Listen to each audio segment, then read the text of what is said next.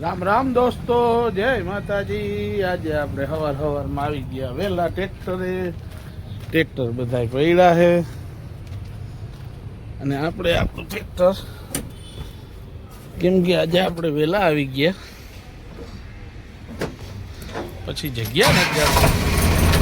પટેલ ચોકમાં રાખવાની જગ્યા નથી જડતી, ટ્રેક્ટર કરી દીધું। ચાલો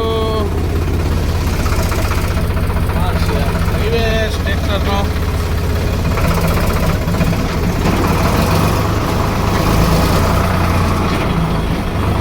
પટેલ ચોકમાં આજ તો આપણે કોઈનું ટ્રેક્ટર પડ્યું નથી ને ત્યાં પોગાડી દીધું, કેમ કે પછી અહીંયા રાખવાનો વારો નથી આવતો, વાંચી વાર રાખવું પડે છે,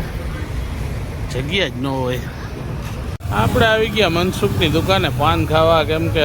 2-3 દીથી મનસુખનું મારું ને કાંઈ ભેગું નહોતું થતું, એટલે પાન એકલા ચકાચક મનસુખ છે ને 10 રૂપિયામાં પાન આપે છે, માણા બહુ સારો નહીં,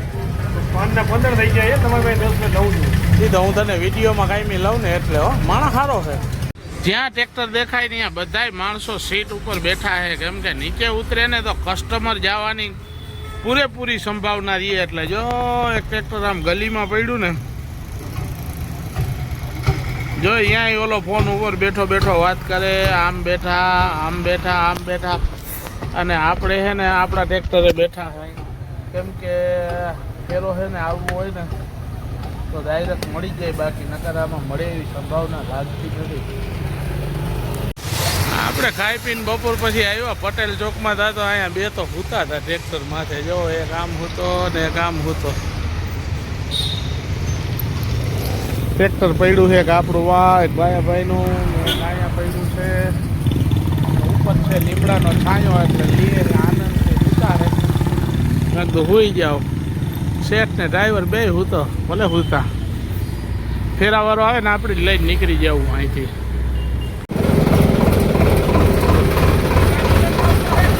પટેલ ચોકમાં પડી ગઈ હાન ને હવે આપણે લઈને જવા દઈએ, ટ્રેક્ટર છે ને સાગરમાં વાળામાં, અને બોણી તો આજ થાય નહીં, 2-3 દીથી બોણી થતી નથી, કંઈ કામ ધંધો હમણાં હે નહીં, એટલે રાખી દઈ ટ્રેક્ટર, ચાલુ થઈ ગયા એક પછી એક જવામાં, અને હજી આ બેઠો હે મેરામણ, મારો ડ્રાઈવર બેઠો, એ હમણાં નીકળી આવશે, એટલે સાગરના વાડામાં રાખી દઈ ને ઘરે ઉપડી જાય। દોસ્તો રામ રામ, જય માતાજી બધાને, ફોલો કરતા જાજો, એટલે કાંઈક આમાંથી પણ